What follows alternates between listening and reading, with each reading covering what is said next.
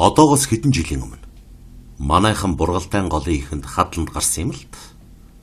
Харин нэг өдөр надад хадлангаа манаж хонох хэрэг гарч билээ. Тэр жил хур бороо муутай өвс ба заахгүй байсан тул айлууд бөгж шахуу бөглөө тайгын их рүү гологсон хадлангаа хадаж байв. Манай хадлан хамгийн ихэнд нь байсан бөгөөд манайхаас доошоо айлуудын хадлангийн талбай бэбидэ шахацлан ирэж байв. Бид 14 хоног хээр аяны майхантай хонсны эцэст 250 томоохон бухал өвс авсан нь манай даал под хийсэн өвлийн бэлтгэл байж билээ. Гэхдээ ахиад хадмаар байсан чи гар хадуураар ширвэж болох бүх талбай дууссан учраас ажлаа зогсоохоос өөр аргагүй төрсөн. Ингээд нэгэн майхантайгаа үлдэж бухалнуудаа манах, бусд нь доошоо бууж гэртээ очоод маргааш нь өвс ачих трактор олж ирэхээр болж хамгийн залуугаараа миний бие бухалдсан өвснүүдээ манаж хонохоор болвоо. Хэрвээ эзэнгүй орхичхул бэлэн бухалдсан өвснүүдийг хэнийг нь шөнөөр ирээд хулгайлан ачаад явчихж болох тул ийхүү манахаас өөр аргагүй байв. Хамт байсан хэд маань хоолунд хийждэд оройхон явсны дараа би хөглгөр их хөвчийн хажуухан талд шовоосон муу майханда органцаараа үлдвэ. Тэршин тэнгэрт бүтэн тэргэл сар гийгүүлж байсан нь надад хантай мэд сэтгэл төрүүлж байв. 100 метр хөрөхгүй газар битүү ногоон шөнийн салхинд шөөгөн ганхах чимээ сонсогдно. Шөөгөж байсан хүмүүс нь явчихсныг хээрийн амтан хүртэл мэддэг бололтой майханд бараг тулаад ирчихүү гэмээр ойрхон сүрэг чон хоорондоо юу ч юм бэ булаацалдан гинэж уйлах нь зэв үнэ. Халуун намраар чон сүргэлэн явна гэж байдаггүй санагдах юм. Байгаль дэлхийн ааш оршинд хүртэл өөрчлөлт орсон юм байхт. Бэйн митийг бодсоор майхныхаа өмнө асаасан түүдгэ улам өрдөн удтал суусан ч нойр хүрх янзалга.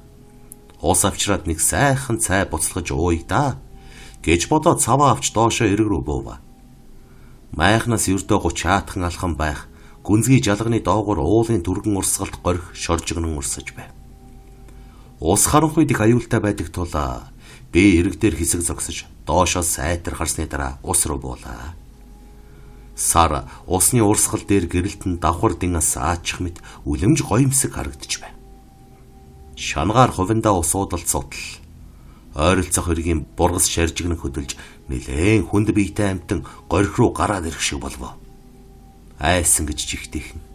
Гэхдээ чон бол ингэж их чимээ гаргахгүй тул зэрлэг гахаа юм уу? Эсвэл баавга байж магадгүй гэсэн бодол төрж бүрчийнхээ хөдөлж чадсангүй.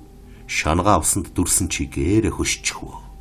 Гэтэл сарны тов тодхон цагаан гэрэлд горхины хажуугийн бутнаас гуйвсан туранхай хүн гарч ирээд булгийн уснаас ууж байхыг хармагцаа айдас маань гайхлаар солигдсон юм. Хүн байна. Айгу бол оргодол байж мэднэ. Эсвэл самар жимс дүүж аваад оройтсон хүн чинь билүү гэж бодоод хоолой засан чимээ өгвөл нөгөө хүн чинь над руу хараад хөшсөн мэт суучих ба. Юун хүн бэ гэж асуувал огт дуугарсангүй. Эзгүй тайгад шин төлөөр араатан аятай горих руу бууж ирээд ус сууж буй тэр хүн надад тийм ч аятайхан санагдсангүй. Бошуухан дээшээ гарч майхан дээр очоод галаа улам нэмж хутгаа авч ганцуулаад гангнур сүхэ хөлдөө ойрхон тавив. Гэтэл гэнэт лэмп ч юм уу нарийн бүрээ ч юм уу гимээр их шигтэй дуу гонигтай уянгалснаа л майхнаас голгүй их нөгөө хүн чинь сүдийгээ зогсож байхан тэр. Хамгийн гол нь хаанаас ч юм ихшгэлсэн тэр хөгжим намайг айлгсан. Дуугарах гэсэн боловч хоолой гардаггүй. Сүүдэр шиг тэр хүн алгуурхан төгсөөр дүүдгийн гэрэлд орж ирэхэд золтой л дуу алдсангүй. Тэр хүнд ямар ч нүд хөмсөг хамар ам гихцүүл харагдсангүй.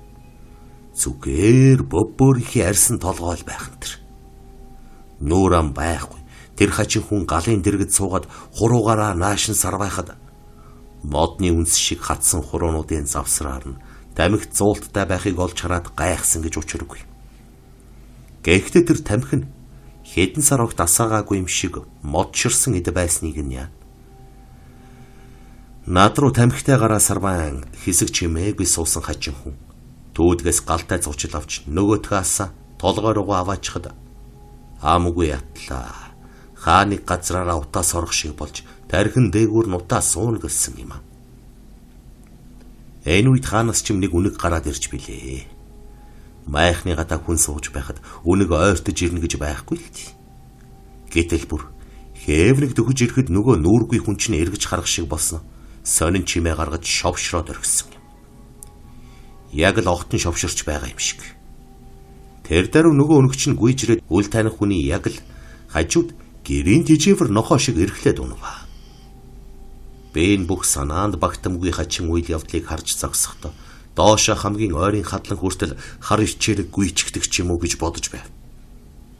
Гэвч хөл нэг газараа зоочихсан юм шиг хөдөлж чадахгүй зогссоор л байсан. Нүүр амгүй хачин хүн тамхи баагуулан удаан сууснаа зугуухан босоод горих руу алхах нь тэр. Нөгөө үнэг нь хажууд нь цорож ирэхэлсээр л явж байв. Нэг мэдсэн чинь гадаах сарны намуухан гэрэлд хөвчөө чимээтэйхэн шуугж би цор ганцаараа унтарч буй дүүдгийнхээ дэргэд алмайран гайхсаар зогсож байсан юм. Хэдий хүртэл инхүү гэрт зогсныг бүүмд. Би мах бод маань ямар ч тэнхээ байхгүй сул баасын болчихсон байж бил. Ахиж гал өрдөд баахан суулаа. Өдийн наслахта янз бүр юм сонсож байсан болохоос биш ингэж нүдээр харж биеэр учирч явсангүй. Зүүдлэв үү гэхээр үгүй. Өглөө гигэ орсон хойно горих руу бууж харвал савта усаа шанахтай хамт тэнд орчихсон байж бил. Маргааш нөгөөдүүлээ өвс ачхаар трактортай эрэхтэн болсон явдлыг ирсэн. Тэр үед хичээл насны жолоочор 3 жилийн өмнө энд нэг залуу өөрийгөө боомлоод өгчихсэн. Түүнээс хойш илдвэм харагдаг болсон юм гинлээ. Түүнтэй л таарчтэй гэснээс өөр юу ч дуугараагүй юм да гэж Өвөрханган хар хорин сумын уугуул цогт баяр өвлийн шүнийг нөх цөөхтө хуучилж билээ.